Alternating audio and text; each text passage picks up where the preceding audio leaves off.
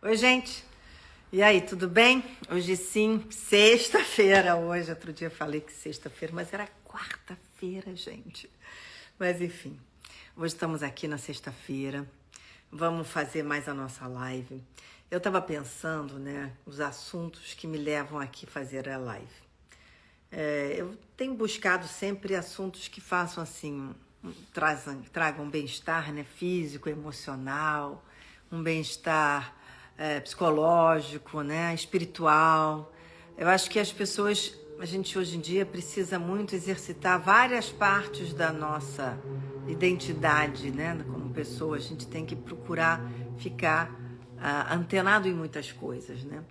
E essa semana eu busquei assuntos assim, por exemplo, falamos sobre a questão dos mitos dos exames das vacinas, né? Na segunda-feira, na quarta-feira a gente falou sobre monarquia, parlamentarismo monárquico. Dom Joãozinho deu um panorama muito grande, né? Desse momento do mundo, né? Como é que isso se estabelece em alguns lugares, inclusive nos Estados Unidos. E hoje a gente vai falar sobre uma coisa importantíssima, né, que lida diretamente com o meio ambiente e com a nossa sobrevivência no planeta, né, que são as fontes de energia. Como é que a gente vai usar, o que vai acontecer, né? E vamos ter um convidado super especial, que é o Davi Zilberstein.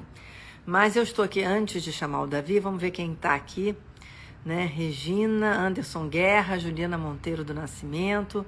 Eu acho que a gente tem que pensar muito no que vai ser, né? Eu, por exemplo, eu sou uma fã da energia solar. Eu acho que a energia solar veio para ficar. Cada vez mais a gente sabe que os produtos relacionados à energia solar estão cada vez mais populares, né? A gente vê foco, luzes, placas solares, né? As casas modernas já começam a usar esse tipo de tecnologia, né? Aí, enfim, eu acho que isso tudo é uma coisa importantíssima para a gente poder viver melhor, né? Então, eu vou chamar aqui o nosso convidado, Davi Zilberstein. Energia. O Davi tem um currículo maravilhoso, eu botei aí para vocês verem, né? Já foi diretor da ANP. Davi, oi! Oi, peraí, deixa eu mexer na minha luz aqui, acho que tá muita luz aqui, Márcio, peraí. Tá muita luz, sim, Davi. E agora? Tá muito, né? Diminui um pouquinho mais, que está estourando um pouco em cima de você. Isso. Está estourando aí um pouquinho. Se você puder diminuir mais um pouquinho. Assim fica melhor. Tá bom, então tá Assim bom. fica melhor. Ô, Davi, eu estava abrindo aqui, prazer ter você aqui, falando sobre como é importante a gente entender as fontes de energia que a gente vai ter que usar no planeta daqui para frente, né? Como isso vai nos definir até como civilização, né? Com o futuro do planeta, né? Como é que a gente vai conseguir, vamos dizer, continuar o nosso desenvolvimento tecnológico, né? Usando tudo isso e vivendo cada vez melhor. De que forma isso? Então, eu queria pedir para você, que é um expert nesse assunto, se você pode entrar falando para a gente como é que você está vendo esse panorama agora, o que está acontecendo, inclusive que essa pandemia mudou muita coisa, né? Bom, Márcio, primeiro, boa noite, obrigado pelo teu convite, eu assisto algumas das suas lives, são sempre muito, muito bacanas, então, muito feliz de estar aqui. Olha, o mundo está mudando mesmo, o mundo está mudando por diversos motivos. Especificamente, e isso vai mexer muito com a vida da gente da gente que está aqui e principalmente das próximas gerações. Ou seja, nossos filhos e netos verão um mundo muito diferente do que a gente está vendo hoje. Porque a gente viveu, a nossa geração e gerações muito passadas, viveram o século do petróleo. A gente pode chamar o século XX de século do petróleo, quer dizer, foi o grande motor do desenvolvimento do século XX, ou seja, a própria economia americana e a economia do petróleo. Ou seja, então, nós tivemos ali, e vendo o petróleo como quem tivesse petróleo, principalmente no meados do século passado, mais no final dos anos 70, petróleo era sinônimo de riqueza absoluta. Né? Ouro negro, né, Davi? O ouro negro. E aliás, tem uma filmografia maravilhosa, principalmente no cinema americano, tem alguma coisa de cinema italiano, e guerras, enfim. Então, a mesma literatura e cinema tem muita coisa sobre a questão envolvendo a guerra do petróleo. E só que isso foi mudando. né? Os países que foram sempre grandes detentores de petróleo foram interpretados sempre como aqueles países ricos que podiam tudo, no fundo, foi se cunhando ao longo do tempo um termo que é muito interessante, eu explico por quê, que é chamada maldição do petróleo. Ou seja, se você pegar os países, com algumas exceções, vamos pegar, por exemplo, a exceção dos Estados Unidos, um pouco o Reino Unido, alguns outros países como Noruega, mas, de uma maneira geral, os famosos países exportadores de petróleo, os países da OPEP, que todo mundo chama a OPEP uma coisa muito poderosa, se você pegar, são países que dependem unicamente de uma fonte de riqueza, são países que não têm estruturas, vamos dizer assim, democráticas bem estabelecidas, são países onde o poder sempre se confundiu com quem detinha o controle da empresa de petróleo no país. Isso é muito forte no Oriente Médio, isso é muito forte na Venezuela, principalmente nos anos 80 do século passado no México, como até hoje você tem essa cultura. Então, e principalmente esses países, se você avaliar, não são os países mais desenvolvidos tecnologicamente, não são os países mais desenvolvidos culturalmente, não são os países que têm os melhores indicadores de educação. Enfim, ter o petróleo é uma benesse da natureza, mas você não consegue transformar aquilo em alguma coisa que possa gerar o que a gente pode chamar de uma riqueza estrutural, ou seja, que vai durar séculos, como são, vamos dizer assim, as culturas que a gente conhece hoje. Então, por exemplo, vamos dar um exemplo de adversidade. Você pega Japão, você pega Alemanha, você pega Israel, você pega diversos países que não têm petróleo e estão na frente da tecnologia, estão na frente da geração de riqueza, estão na frente de tudo que a gente pode imaginar como movimentos civilizatórios importantes. E isso foi importante para o Brasil também. O Brasil tem uma virtude, digamos assim, que o Brasil não depende exclusivamente de petróleo. O Brasil tem uma situação confortável. Mas, de qualquer maneira, essa riqueza, vamos chamar uma riqueza com alguma reserva, que ela foi realmente uma riqueza durante muitos anos, ela passou a ser questionada ao longo do tempo, é um pouco do que você falou no início, quando o mundo começou a perceber que existia uma coisa chamada aquecimento, não aquecimento global, crescimento do aquecimento global. Né? Eu aqui, só te interrompendo, eu achei muito interessante você falar sobre essa questão de uma espécie de maldição do petróleo, né? A gente tem vizinhos que estão aqui, como você falou, a Venezuela, que mostram que esse petróleo não vamos dizer assim, fez a diferença para que o país conseguisse realmente um progresso social. E nesses países todos que você também citou, do Oriente Médio, a gente vê isso muito reduzidamente, né? Porque é uma coisa da mão dos poderosos, né? Então, claro, a Venezuela tem a maior reserva de petróleo do mundo. Deveria, em tese, ser o país mais rico do mundo em tudo. Pois né? E aí a gente vê a situação que está a Venezuela exatamente por uma apropriação de poder em cima da riqueza principal, que é 70% do orçamento do país, quase 100% da pauta de exportações, mas não tem uma indústria. E hoje a gente não precisa entrar na questão da Venezuela de uma maneira muito específica, todo mundo está acompanhando e vê que não necessariamente... A Venezuela é fundadora da OPEP. O país da OPEP, se a gente parar para pensar nisso, era muito poderoso algumas décadas atrás você fazer parte da OPEP, né, Davi? Claro, inclusive quando o Brasil descobriu o pré-sal, começou a estourar, o Brasil vai entrar na OPEP. Aí a gente dizia assim, para que entrar na OPEP de alguma maneira? Para quê? Qual é a vantagem? Eu, quando eu estava na Agência Nacional do Petróleo, eu participei de um debate e, na época, eu estava debatendo também com o governador da época, o governador do Rio. E ele falou uma frase, ele disse, se o Rio de Janeiro fosse um país, nós seríamos um Kuwait. Olha! Eu retruquei dizendo, olha, com todo respeito ao Kuwait, eu nunca fui ao Kuwait, não conheço ninguém do Kuwait, mas respeito. Agora, eu gostaria de saber, governador, qual é a vantagem da gente ser igual ao Kuwait? Pois é. Né? Então, é isso que as pessoas têm que ter clareza. Inclusive, quando me disseram, na Agência Nacional do Petróleo você fazia campanha para uso racional para as pessoas consumirem menos. Ao contrário do que as pessoas pensavam, a Agência Nacional do Petróleo não era para fazer as pessoas consumirem petróleo. é uma agência que regulava o mercado, os contratos, fazia as concessões, mas o Brasil ele teve a benesse de... Aliás, é uma característica do Brasil, o Brasil tem abundância de alternativas. Enquanto muitos países no mundo ficam discutindo como podem fazer aqui, o Brasil ele tem que, na realidade, fazer a gestão de recursos excedentes que ele tem, em todos os sentidos, quando você fala de energia. É um país muito beneficiado em relação a isso. Então, voltando à tua pergunta, nessa transição que a gente tem no mundo hoje, a gente tem uma transição claramente, não só do petróleo, vamos chamar...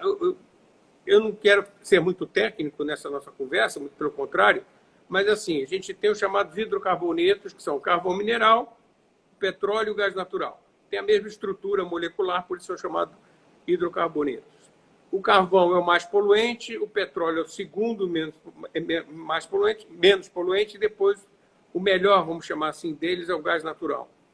O carvão hoje é o grande vilão. Já nenhum fundo internacional vai financiar uma usina térmica a carvão. Tá? A China ainda tem muito, depende muito disso, mas é uma transição.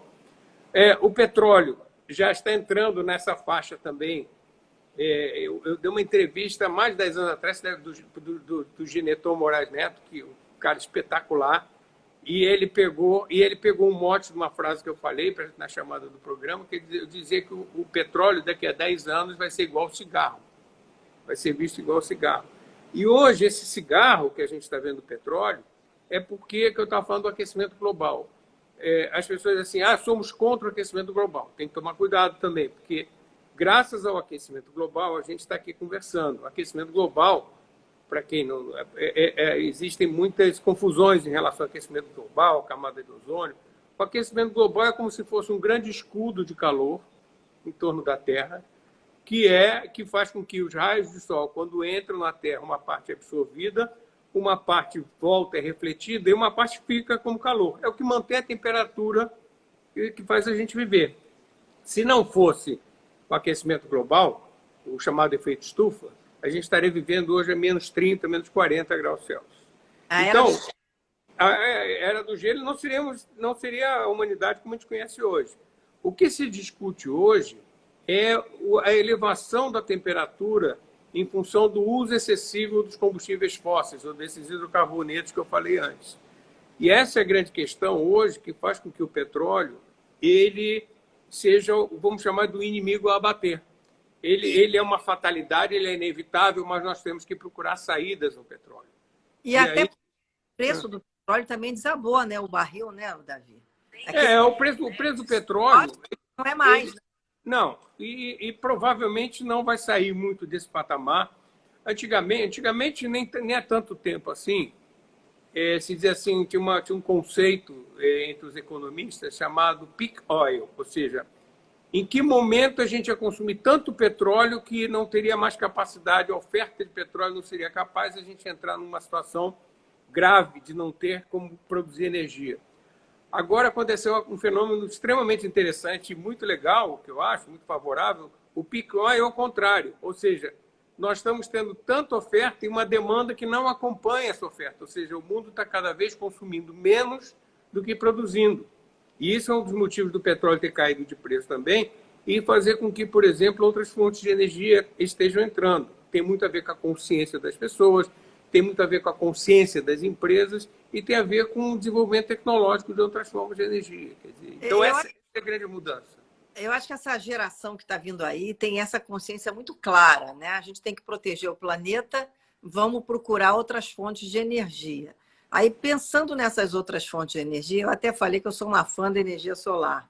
Eu acho que o Brasil é um país solar, a gente poderia ter muito mais fontes de energia solar distribuída, né? Como uma energia mais, vamos dizer assim, ortodoxa, regular aqui, do que a gente tem, né? Como é que está essa questão toda dessas energias alternativas, Davi? A energia solar está realmente sendo implantada no Brasil? Na realidade, até o conceito que você falou de energia alternativa, que é como todo mundo se refere a essas energias, elas já nem são mais chamadas tanto de alternativas, que elas já são praticamente concorrentes com a energia convencional. Isso é ótimo. É ótimo, claro. Então, o mundo todo hoje está avançando demais nas chamadas fontes renováveis de energia. O conceito de ser renovável e a contraposição do petróleo, do gás.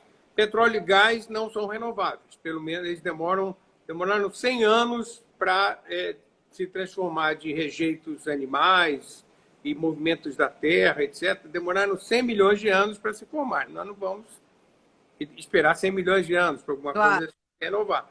Então, as energias renováveis, essencialmente, são a hidroeletricidade, ou seja, a produção de energia elétrica a partir de hidrelétricas, a energia eólica, que é a energia dos ventos, e a energia solar, e que no Brasil a gente também é muito bem aquinhoado, a chamada energia, a bioenergia, que é a energia da biomassa, por exemplo, o álcool combustível, ou o diesel vegetal, que já é usado também aqui no Brasil.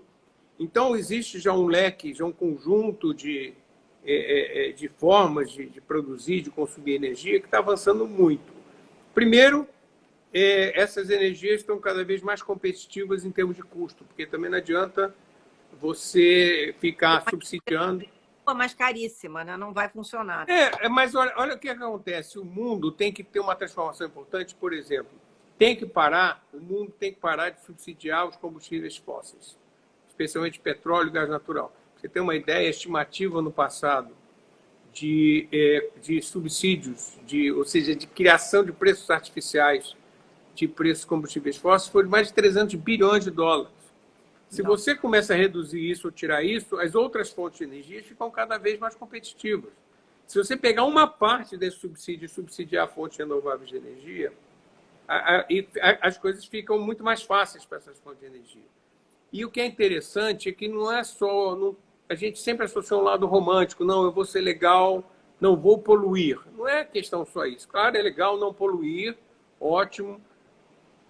Essas energias, elas têm efeitos também de reduzir custos de catástrofes naturais, de enchentes, agora começando a temporada de terremotos, alterações climáticas, queimadas, como nós estamos vendo agora. Os últimos 10 anos foram os anos mais quentes até hoje medidos na história. Então, alguma coisa está acontecendo que a gente precisa tomar precauções e mitigar esses efeitos aí. Então, essa possibilidade de desastres naturais que a gente assistiu nos últimos anos, né, eram catástrofes e mais catástrofes de poluição nos mares, acabando com os oceanos. Eu acho que isso vamos dizer assim, uma linha divisória da consciência de todos nós de que isso tinha que mudar, né? Claro, e não só esses grandes eventos. Vamos pegar a cidade onde a gente mora, por exemplo. Você tem um nível de poluição local que está muito associado, por exemplo, à emissão de gases de automóveis e caminhões e ônibus nas cidades. Existem estudos que fazem uma correlação perfeita entre essa poluição e o aumento de doenças respiratórias, principalmente em crianças e idosos. Quem paga isso é a sociedade. Então, a gente acha que está pagando mais barato quando coloca a gasolina no carro. A gente não está pagando mais barato porque a gente, como contribuinte, a gente vai pagar o posto de saúde, quanto custa para uma mãe, uma criança que ela tem que passar a noite fazendo uma nebulização, idosos que morrem, são números que são conhecidos, pesquisas super sérias. Então, a gente tem todo um processo aí, por exemplo, de eletrificação do transporte urbano. Isso é uma realidade. Aqui no Brasil nós estamos muito atrasados nisso, mas no mundo todo, você desce, por exemplo, no aeroporto de Amsterdã, 100% dos automóveis são elétricos. Você vai na Europa, a partir de 2025 é amanhã. Né? Amanhã? Em 2025, você já não vai poder mais fabricar carros a combustão interna em alguns países. Em 2030, você não vai poder mais utilizar em determinadas regiões carros com gasolina, com óleo diesel, o que seja. Então, essa transformação ela é fundamental, por exemplo, na questão da poluição local. Então, a gente tem aí uma movimentação muito, muito, muito forte em relação, por exemplo, à mobilidade urbana. os carros elétricos são uma realidade, como eu falei, o Brasil está muito atrasado, graças ao lobby da indústria automobilística, que é muito forte. Eu ia citar isso, imagina esse lobby fortíssimo O Brasil sempre chega depois. Para ter um carro elétrico. O Brasil, desde qualquer coisa de carro, o Brasil sempre chega depois. Hã? O Tesla seria o mais famoso dos carros elétricos? Olha, para você ter uma ideia de como a Tesla, que fabrica, vamos dizer, 10% do que a Ford fabrica, a Tesla vale hoje na Bolsa 11 vezes, vale 11 Fords. 11? Vale 11 Fords. Ela vale 7 vezes a GM. Ela vale na Bolsa 350 bilhões de dólares. A Toyota, que é a segunda, Toyota, que é a maior produtora de carros no mundo, vale 200 e alguma coisa. Então, e quem vai na Bolsa, ele está olhando o futuro. Né? É lógico. Pelo menos não é com gás natural, não é com petróleo, né? Não, pelo contrário, é já a sinalização de que os investimentos serão feitos nessa direção. E isso é muito importante. E você perguntou do solar no início da conversa, a mesma coisa. Você, na tua casa, se você quiser colocar um coletor solar na sua casa, você vai poder gerar boa parte da sua energia com energia solar. Né? Eu, nesse momento, estou em Búzios. Tá? Então, se eu morasse... Hã? Que sorte a sua! Pois eu cheguei... Bom, aqui em Búzios você tem uma das maiores insolações do país. Se fosse um lugar que eu morasse mais permanentemente, eu ia colocar claramente placas fotovoltaicas que transformam a energia solar em eletricidade e ia gerar minha própria energia. Se eu quisesse colocar um coletor de vento, um catavento, que venta muito aqui também, enfim, eu poderia gerar energia do vento também. De noite venta mais, quando não tem sol, poderiam ser complementares. Então, existe hoje um mundo em transformação e que é muito boa, é um movimento muito positivo que está acontecendo. E o Brasil, como eu falei antes, tem uma coisa interessante aqui no Brasil. O Brasil tem uma das matrizes, a matriz energética é o conjunto das formas de energia que a gente produz energia. Né? A matriz energética brasileira é uma das menos, vamos chamar de poluentes, né? É uma das mais limpas do mundo. Para você ter uma ideia, o Brasil tem 46% da matriz energética brasileira é renovável. No resto do mundo, é 13%. E nos países ricos, é 10%. Então, mas isso não é falado sobre o Brasil, né, Davi? Não, é que o Brasil... Primeiro, o Brasil não é por uma questão ambiental, não foi um desejo de uma questão ambiental, foi, por exemplo, as hidrelétricas vêm dos anos 60, 70, exatamente, quando não falava a questão ambiental. O Proálcool, que é um dos, vamos dizer assim, programas pioneiros do Brasil, é dos anos 70, foi por causa da crise do petróleo. O Brasil era um dos grandes plantadores de cana-de-açúcar. O açúcar, naquela época, estava em baixa. Quer dizer, então, mas hoje é uma circunstância favorável que o país tem e que pode se vender bem com isso. Mas também pode melhorar. Quer dizer, nós temos muita coisa aqui no Brasil que a gente pode... E isso mexe muito com a nossa vida, vai mexer muito com o nosso cotidiano.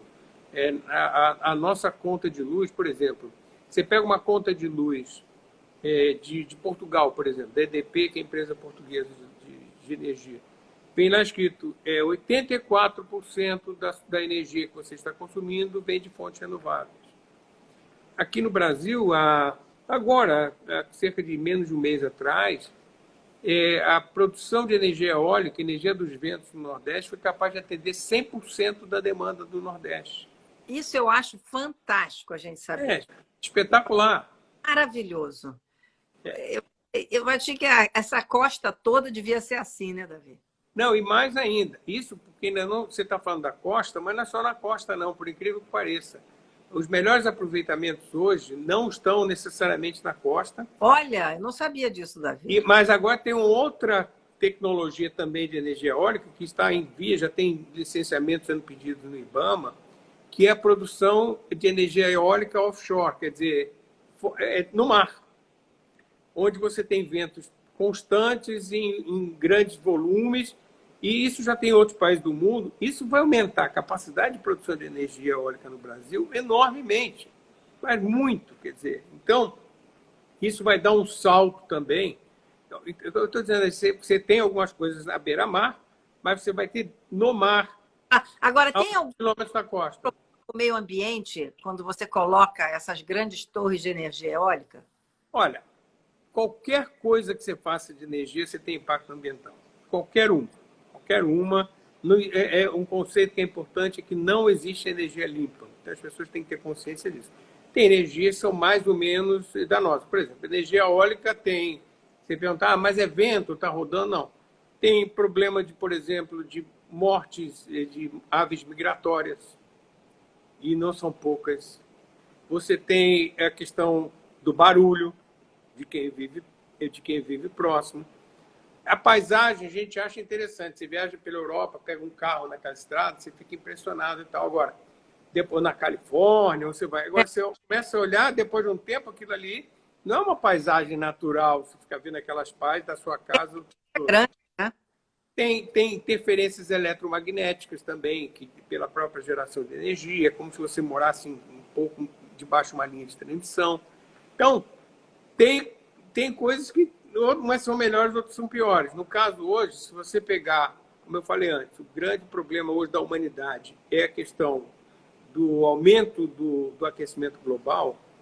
Então, a eólica funciona. A nuclear, que não é o caso do Brasil, eu não sou a favor da nuclear no Brasil, mas a nuclear funciona. A nuclear não emite gases de efeito estufa, que é o CO2, o principal deles. Nós tivemos o período da energia nuclear aqui também no Brasil, né, Davi? A gente vai... A gente tem duas nucleares, tem uma terceira que, na minha opinião, nunca vai ser terminada, que é a Angra 3. A gente tem Angra 1, Angra 2. Eu acho é pouco provável que se termine a Angra 3. Nós vamos ficar por aí. Existem novas tecnologias sendo desenvolvidas no mundo, de menores, mais seguras, que um dia é possível, mas eu não colocaria no radar. Como eu falei antes, o Brasil tem uma grande virtude. O Brasil, ao contrário da escassez, se você pegar a Coreia, por exemplo, se nós fôssemos coreanos, a gente ia dizer naturalmente que a energia nuclear é uma saída importante para o país. Aliás, muito no Oriente, né? Japão. Ninguém tem muitas fontes de energia. Você não tem sol o ano todo, você não tem vento, você não tem petróleo, então não deixa de ser a termoeletricidade, ou seja, com óleo, com carvão e agora nuclear, são as principais alternativas. Então, isso também, de alguma maneira, facilita muito a vida da gente aqui no Brasil. Agora, Davi falou em óleo vegetal, em diesel vegetal. Como é que é o diesel vegetal? É um óleo... Tipo o quê?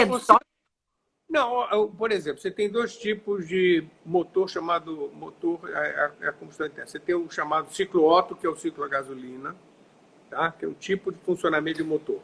Aliás, nossa gasolina não é gasolina, é gasolina misturada com álcool, né? É a gasolina brasileira que a gente chama. Esse é um tipo. E você tem o chamado ciclo diesel, que são os motores a diesel, ônibus, caminhões, etc., que usam óleo diesel. Na realidade, o óleo vegetal, ele é um óleo que vai ter o mesmo papel que o óleo diesel. Por que até hoje a gente sempre usou o óleo diesel? Por causa da abundância e do custo. É sempre muito mais barato. Agora a gente já está chegando a 10%, 11% de mistura. Na época do governo militar, com a crise do petróleo, eu me lembro, acho que é o governo Figueiredo, eles estacionaram na época um Passat, daqueles antigos Passats, que andava com óleo de amendoim. Se você puser óleo de cozinha, ele vai andar também ajustando. Vai andar também? Vai. Ele vai óleo de canola, óleo de soja. Só que o custo é muito maior do que o do óleo diesel. A eficiência muda, a questão... Enfim, você tem já os motores preparados para usar óleo diesel de origem fóssil. Mas no Brasil, por exemplo, você já está misturando... No mundo todo, de uma maneira geral, você já está produzindo óleos vegetais próprios para isso. Aqui no Brasil, muito se usa mamona, se usa muita soja. Aqui no Brasil, se usa muito óleo de soja misturado ao óleo diesel. E anda normal, com o mesmo desempenho. Então, só que esses óleos, quando você faz a partir de óleos vegetais, eles são feitos a partir de... Eles são fontes renováveis, ao contrário do óleo diesel. Você planta a soja, você colhe, planta de novo. Cada vez que você queima aquele óleo, é a mesma coisa para o álcool. Você queimou, você emitiu CO2, você causou um impacto de efeito estufa. Só que na hora que você planta de novo, a planta captura de novo aquele CO2. Então, o ciclo é um ciclo neutro. Ou seja, você não está contribuindo para o aumento do efeito estufa, porque o que você emitiu, na hora que você replanta, você capturou, a própria planta, ela se alimenta do CO2 para fazer a fotossíntese. Então, Ô, Davi, agora a gente está vendo que vamos ver as eleições americanas, né? E tudo que acontece lá reflete aqui, né? O mundo inteiro fica de olho no que vai acontecer nos Estados Unidos. Com relação a essa questão toda de energia, petróleo, o que pode acontecer com essas eleições em relação ao Brasil e depois ao mundo? Olha, as eleições americanas, na questão política, né, que a gente não vai entrar aqui, mas, assim como na questão política, elas serão um ponto de inflexão ou não. Se houver uma reeleição do Trump, a gente vai ver as empresas de petróleo ainda sendo favorecidas, as minas de carvão. Existe um negacionismo na questão ambiental, né? E aí depois eu queria falar um pouco sobre isso na questão da pandemia. Tem um negacionismo. Hoje, a questão do aquecimento global é um dos raros e maiores consensos entre os cientistas no mundo. Tá? A ciência ela não é unânime nunca. Historicamente, você tem sempre divergências, mas se você pegar todos os trabalhos que são publicados sobre isso no mundo, 97% convergem no sentido de que nós temos aí uma questão. Primeiro, que é inexorável, você vê as curvas que a temperatura da Terra está aumentando. Onde se discute é se esse aumento de temperatura, vamos dizer um termo técnico, se ele é antropogênico ou não, ou seja, se ele tem origem na ação humana ou não. Essa é a grande questão. E há uma convergência muito grande que é a ação humana que está promovendo a maior parte desse aquecimento global. Você tem, por exemplo, derretimento de geleiras na Groenlândia, que já são irreversíveis. A taxa de renovação do gelo já não será capaz de recuperar o que já foi derretido. A mesma coisa no Ártico. Aliás, eu estive aqui entrevistando o Marcelo Gleiser, e ele falou uma coisa que eu achei muito importante também, é que esse derretimento das calotas polares, vamos dizer assim, está liberando também bactérias. Isso que eu ia falar. Você tem lá... Bactérias estão aí. Não é só bactérias, vírus que ninguém conhece. Olha, a estimativa é que se conheça 0,01% dos vírus existentes. E aqui eu estou falando na Amazônia, que a gente tem que, quando a gente fala em desmatamento e exploração equivocada da Amazônia, que a gente está causando desequilíbrios, que a gente vai... Nós vamos liberar as feras, literalmente, que não serão os animais que a gente conhece, serão esses animais que a gente não consegue ver, como é o caso do coronavírus, que nós vamos liberar. E no caso que você chamou das calotas polares, por exemplo, na Antártida, você tem vírus que estão lá há 150 milhões de anos, cobertos de gelo. A partir do momento que o gelo vai derretendo, alguns vão se soltando, vão entrando na cadeia alimentar animal. Essa cadeia alimentar animal vai chegando uma hora perto da gente. Então, tem isso que o Marcelo Gleiser falou, é absolutamente correto. E é uma coisa bem assustadora, parece que já existem 43 vírus catalogados, oficialmente catalogados, bactérias que já estão circulando. Não, tem muito. E na Amazônia, eu recomendo, tem uma série na Netflix que chama Explicando. E tem uma de novembro do ano passado que alerta para o risco de uma pandemia a partir de um vírus desconhecido. Isso na novembro de 2019. Parece que eles fizeram depois, porque é perfeito, é exatamente o que aconteceu, mas o que assusta mais é o desconhecimento da quantidade de vírus que existem por aí. Então, essa questão do derretimento, por exemplo, do gelo nos extremos do globo terrestre, isso é extremamente sério. Isso vai levar a questões não só do vírus, mas, por exemplo, você muda o sistema, sistemas agrícolas, você muda onde se planta uma coisa, não se planta mais.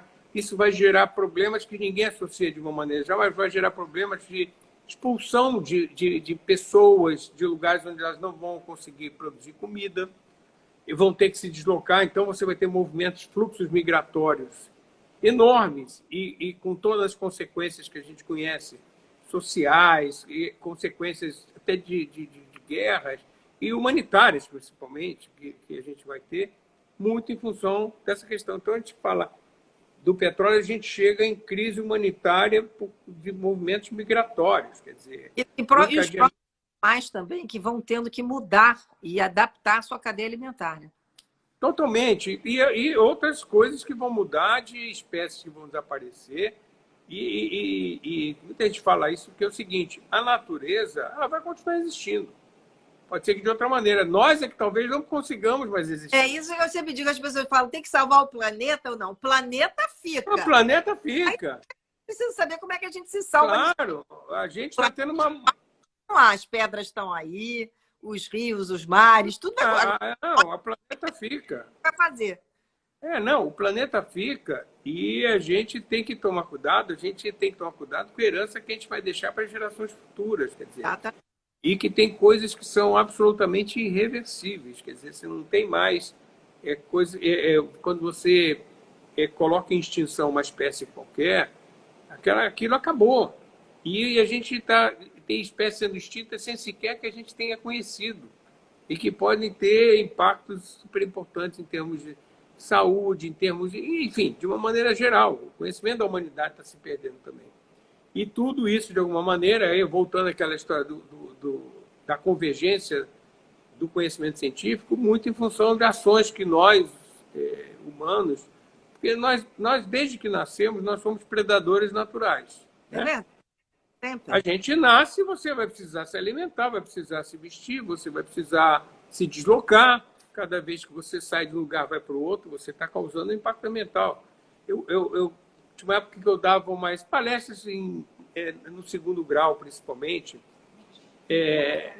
Eu dava aula para... Não era bem uma aula. Eu falava com um pessoal de mais adolescente, 14 anos, 15 anos, que seja. E eu dizia o seguinte: olha, muito bem, você entra num automóvel que tem, vamos dizer, são 2 toneladas de aço. Aço consome uma quantidade enorme de energia, Aí ele tem aço, ele tem plástico que consome uma quantidade enorme de energia para ser produzido. Ele tem vidro, que consome uma quantidade enorme de energia. Ele tem borracha. São todos elementos que, para você fazer, você gastou muita energia. Sendo que cada vez que você gastou energia, você causou um impacto ambiental em algum lugar. Fluiu de alguma... Aí você entra no seu automóvel, vamos dizer, uma pessoa com peso médio de 70 a 75 quilos. Então, você produz alguma coisa de um pouco mais de 2 toneladas, que consumiu uma quantidade enorme de energia para transportar 75 quilos. É um despautério. Não sei. Isso só nós chegamos à pessoa que não ligou o carro. Porque na hora que ela gira a chave e acelera, ela, pelo cano de descarga, ela está eliminando CO, CO2, óxido de nitrogênio, óxido de enxofre, que vão causar as chamadas chuvas ácidas, porque vão se combinar no alto da atmosfera com a água e vão chover, e vão poluir rios, vão matar espécies. Quer dizer, a gente, sem querer, claro, mas as pessoas têm que ter consciência que elas não vão mudar da noite para o dia a sua vida. É impossível. Não. Agora, elas têm que entrar num processo, primeiro, de conscientização. E, segundo, entrar num processo de tentar, por exemplo, se você olhar para a rua, se olha para os automóveis, a média de pessoas por automóvel é de 1, alguma coisa. Raramente você vai um automóvel com mais de 2 pessoas. Então, ou com 2 pessoas. Então, a gente tem meios de melhorar tudo isso. Você consome menos combustível. Então, a gente paga barato. As pessoas não gostam quando eu digo isso, mas a gente paga barato pelos transtornos e pelos males e pelos custos que eles trazem. A gente paga barato pelo combustível que a gente consome. Porque a gente paga na outra ponta, como contribuinte, como eu falei antes, do sistema de saúde, na questão de uma pessoa presa no engarrafamento, e quanto é que custa isso para a sociedade. Enfim. É grande, né, Davi? A conta é grande. A conta é muito grande. Agora, você ia falar sobre a pandemia também, esse momento, e na questão toda de energia. A pandemia agora, a pandemia que a gente está vivendo do coronavírus, que era alguma coisa previsível. Todo mundo dizia assim, olha, vai acontecer, a gente só não sabe quando. E foi mais rápido do que se imaginava. O Obama, ainda como presidente, dizia que tinha um grupo de estudos trabalhando em cima disso.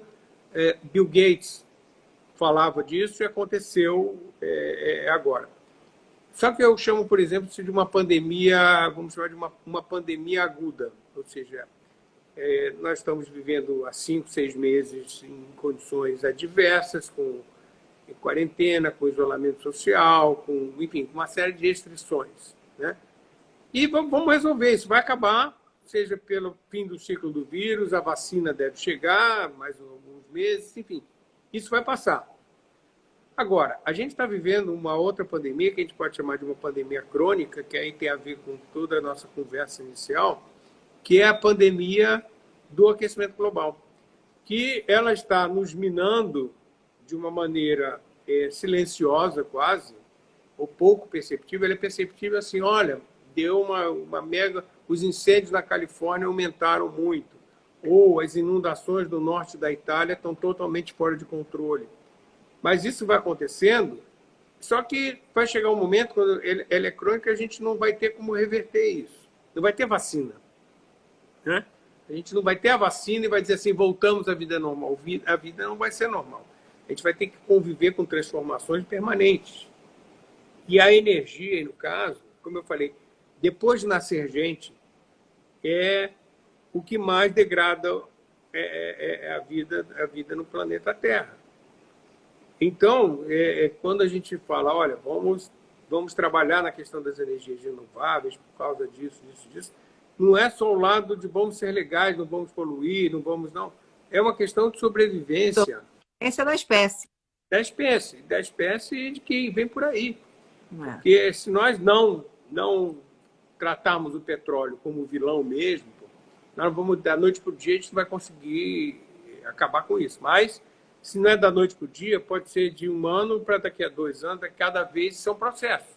Agora, existe algum planejamento de entrar, por exemplo, carros elétricos no Brasil? Você sabe se tem algum planejamento agora? Não, planejamento não. Essas coisas acontecem muito em função. O que está acontecendo hoje? Está acontecendo uma coisa muito interessante. O mercado está tomando a frente dos governos. Eu vou dar um exemplo. Hoje tem, no mundo corporativo, você tem uma sigla chamada ESG. ESG, que em inglês é meio ambiente, social e governança. Onde os grandes fundos decidiram que não vão mais investir em empresas que têm no seu portfólio, como suas atividades principais, ações que, de alguma maneira, têm um comportamento contra a sustentabilidade. Contra, na questão social, sobre questões de gênero, questão de raça, mas especificamente do que a gente está falando, é que empresas que não se preocupem com o impacto que essas atividades possam ter. E hoje isso já representa mais de 50% dos fundos internacionais. Então, quando você pergunta planejamento, primeiro, o próprio mercado está dando um jeito nisso. Claro que tem ações de governo, naturalmente, mas o carro elétrico vai entrar, por exemplo, quando a conscientização das pessoas de que, por exemplo, o ônibus elétrico... Nós vamos ter daqui a alguns anos o VLT, que é o elétrico, mas nós vamos ter a conscientização das pessoas, vai demonstrar que o ônibus que a gente tem na cidade, nas grandes metrópoles, seja no Rio, seja em São Paulo, seja em qualquer dessas grandes capitais, eles nos causam problemas locais, porque, como eu estava falando antes, eles vão afetar os nossos pulmões, eles causam problemas regionais, porque eles vão espalhar por uma região poluentes que vão, de alguma maneira, também causar danos. E é o caso, por exemplo, na China, onde você tem algumas indústrias que, no raio de 600, 700, 800 quilômetros, você tem impacto. Tem Aquela Tem nuvem. aquela nuvem que a gente vê, e tem o que a gente não vê, vamos dizer assim, que é o impacto planetário.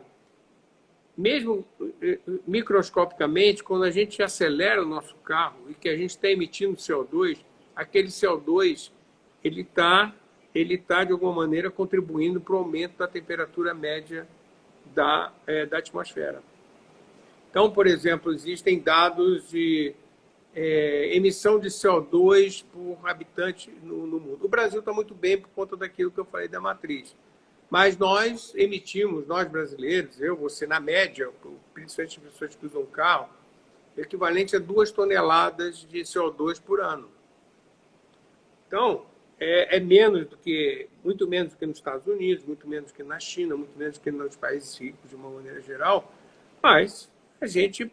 Então, se você pegar e reduzir em 10% e multiplicar pela população brasileira, é um impacto importante. É um impacto. Então, Davi, a gente pode considerar que os países mais ricos são os que mais poluem, mesmo com essa consciência ambiental, onde eles estão mais avançados? Não, se você considerar a China como mais rico, a China não é mais rico se você considerar a renda das pessoas. É um país... a China e os Estados Unidos hoje são mais ou menos 50% da poluição do mundo. 50% dos países. É muito, é muito. Depois vem os países da OCDE de uma maneira geral, Europa, tirando os Estados Unidos, mas Europa, depois vem Europa, Rússia, mas a China e os Estados Unidos é uma enormidade. Ali você encontra os grandes problemas. Aí você me perguntou da eleição americana, que eu passei, eu tangentei na questão da energia, que aí tem um ponto importante. Em 2015, para quem acompanhou, teve o Acordo de Paris. O que foi o Acordo de Paris?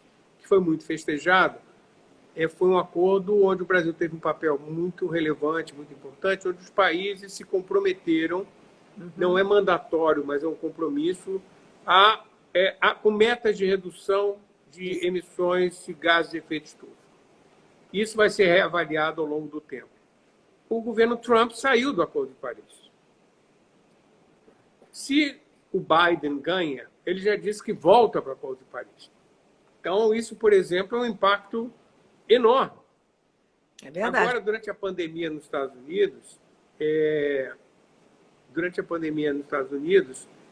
por exemplo, estava se discutindo para quem ia se dar dinheiro ou não. Os democratas queriam dar para a fonte e os republicanos queriam dar dinheiro para as empresas de petróleo. E aí você vê a diferença do que vai acontecer com um ou com o outro. O Biden, há mais ou menos um mês, talvez, está até no YouTube, vale a pena, ele fez um discurso, onde ele diz que ele vai pautar a retomada da economia americana em cima da chamada economia verde.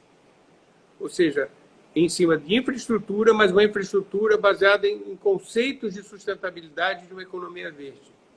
O que é muito interessante, porque isso vai pautar, como você falou antes, vai pautar o que vai acontecer no resto do mundo. Porque não adianta, é uma liderança que vai ter seu... Claro, e é o que ele falou, por exemplo, ele diz que ele vai investir alguma coisa como 2 trilhões de dólares em fontes renováveis de energia. Isso tem um impacto grande porque os custos caem, os efeitos de escala caem, os exemplos acontecem de como você pode fazer. Então, a economia americana, as eleições americanas, elas são decisivas, por exemplo, para a gente ou sair, ou permanecer no negacionismo e continuar como a gente está, e nós vamos piorar a condição do mundo, não tem a menor dúvida. É que eu não declaro voto, eu não voto nos Estados Unidos, não sou americano, então, mas é uma constatação. É verdade. É uma constatação. Se permanece o governo Trump, nós vamos ter a economia como ela está hoje e o que eu chamei da pandemia crônica, ela vai se agravar. Se a gente tiver um governo Biden, a gente vai ter uma mudança, eu diria, radical para melhor em termos da questão ambiental, em termos do que a gente pode esperar do mundo. Então, por exemplo, na arquitetura, o processo de arquitetura agora, depois dessa pandemia, vai se construir com janelas maiores, janelas que abrem. O que você tem de prédio são caixotes de vidro que não abrem a janela? Não dá. A maioria Isso acabou, isso aí agora vai ter que se pensar de outra maneira. Como é que a gente vai lidar com isso? Entendeu? Estradas, os materiais, tudo, quer dizer, vai mudar. A forma de produzir, de consumir energia, isso vai mudar também. Então,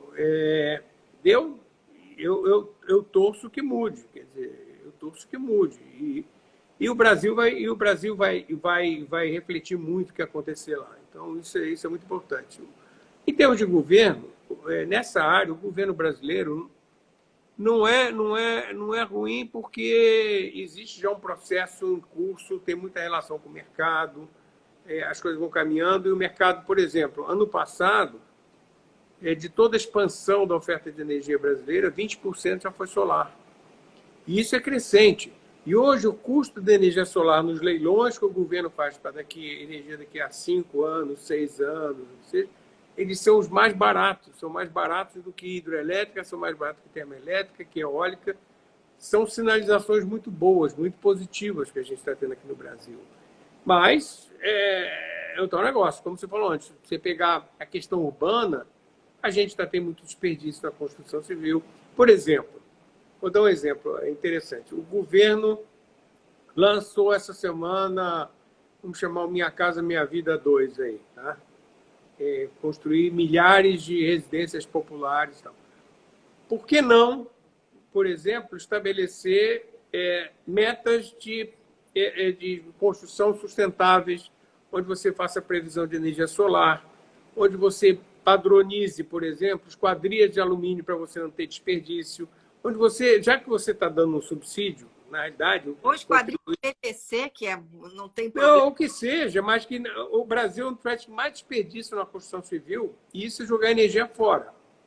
Então, já que o governo está subsidiando, está dando condições favoráveis para construtoras que vão ganhar muito dinheiro com isso, ok, legal, é uma atividade super correta. Agora, tem que ter uma contrapartida. Eu querer tais tipos de materiais, eu vou querer vidros dessa maneira, eu vou querer janelas que abram dessa maneira, eu vou querer coisas que possam evitar um ar-condicionado, que possam captar energia solar. Uma construção verde, entre aspas. Se não for verde, que seja no máximo possível verde. Preparada com esse pensamento, né? Em vez de você colocar um par de fios para colocar um chuveiro elétrico, porque o chuveiro elétrico vai demandar você construir na ponta uma hidroelétrica ou produzir mais energia elétrica, você bota uma previsão para colocar painel solar. Pois é. Não. Onde for possível, claro. Então, e não tem isso. Esse poderia ser o papel do governo que não é exercido. Esse papel de compra do governo poderia ser exercido e não tem. O que é uma pena. O que é uma pena está se perdendo uma oportunidade de milhões de residências e mais. Quando você faz isso para essa quantidade, o preço cai para todo mundo.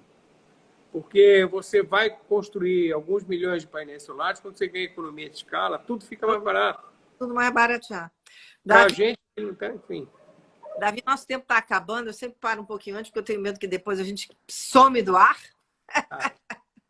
E eu quero te agradecer. Você deu uma aula aqui para a gente de energia. Foi super importante entender esse panorama mundial, global e brasileiro.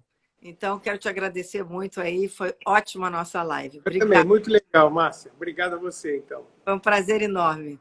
Obrigado. Um abraço para você e para a Kiki, hein? Tá bom. Obrigado. Um beijo, Márcia. Tchau. Um beijo. Tchau. Obrigado. Foi uma aula, né? O Davi deu uma aula para a gente sobre a questão toda ambiental e energética, que é tão importante para que a gente consiga realmente ter um progresso, né? Um progresso econômico e social. Bom final de semana para vocês. Estarei de volta aqui na segunda-feira, sempre com várias entrevistas, com esse foco da gente cada vez mais entender melhor o nosso mundo, o nosso planeta, o nosso Brasil e a nossa própria vida. Um beijo grande para vocês e até segunda.